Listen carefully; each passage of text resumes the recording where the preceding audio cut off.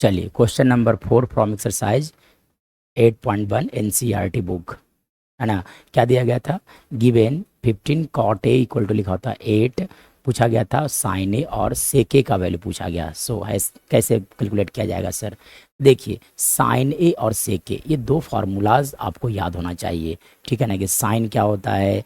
Sign A right angle triangle ratio of perpendicular and hypotenuse को क्या बोलते हैं हम लोग? साइन। याद करने के लिए पापा हेलो, ठीक है ना।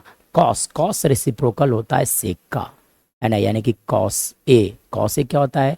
बी बाई एच लिखा जाता है, ठीक है। यानी कि सेक क्या होगा? तो सेक आप लिख दोगे एच बाई बी होगा।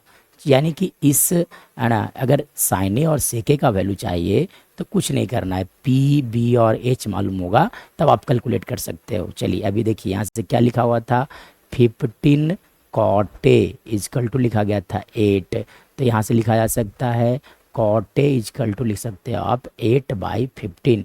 15 को आप इधर भेज दोगे तो वो डिवाइड में आ जाएगा, इसलिए 8/15 लिखा गया। अब चलिए देखिए tan उल्टा होता है क्या चीज़ का? कॉट। tan का उल्टा होता है कॉट। तो सबसे पहली बात आपको tan थीटा बराबर याद होना चाहिए, p बाई बी लिखा जाता है। मतलब कॉट थीटा क्या होगा? तो कॉट थीटा इसका रेसिप्रोकल कर दो आप तो b बाई पी लिखा जाएगा। ये रेशियो आपको मेमोराइज होना चाहिए, ठीक है। तो यानी कि यहाँ से अगर मैं बात करूँ तो आप यहाँ से लिख दो that is equal to b by P. मतलब b का वैल्यू हो जाएंगे आपका 8 और p का वैल्यू हो जाएगा आपका 15, ठीक है। तो देखिए एक, है ना, पाइथागोरस थ्योरम क्या होता है कि एच स्क्वायर बराबर लिखा जाता है P square plus B square लिखा जाता है। तो एच नहीं मालूम है, रहने दिया जाए, है ना। और यहाँ पर रख दोगे आप 8 का स्क्वायर, ठीक है ना, प्लस सॉरी पी हो जाएंगे 15। तो यहाँ पर क्या करोगा 15 का स्क्वायर करना चाहिए था एक्चुअली में। आंसर तो सेम आएंगे लेकिन थोड़ा सीक्वेंस सही रखा जाए। चलिए यहाँ पे क्या करोगे 15 का स्क्वायर, तो यहाँ पे क्या लिख दिया जाए 15 का स्क्वायर प्लस बी, मतलब क्या हो जाएंगे 8 का स्क्वायर, ठीक है। तो 15 का स्क्वायर 225 और 8 का स्क्वायर होता है आपका 64, यानी कि एच का वैल्यू आ जाएंगे √289 लिखा जा सकता है। यानी कि एच का वैल्यू आ गया आपका 17, ठीक है। यानी कि इस राइट एंगल ट्रायंगल में एच का वैल्यू होगा √17, base that is equal to 8, P is 15। So क्या पूछा गया था आपसे?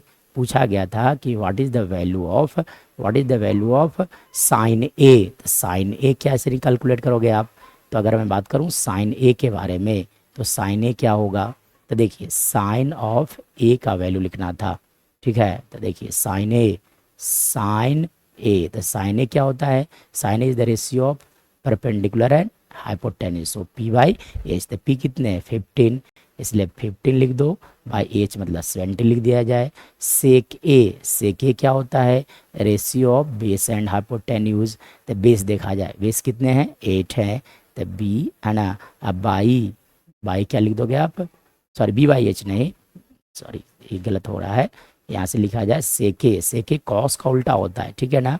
तो यानी कि सेक ए का वैल्यू क्या लिखा जाएगा? That will be equal to H by B. तो एच कितने हैं 17 बाई बी कितने हो जाएंगे 8।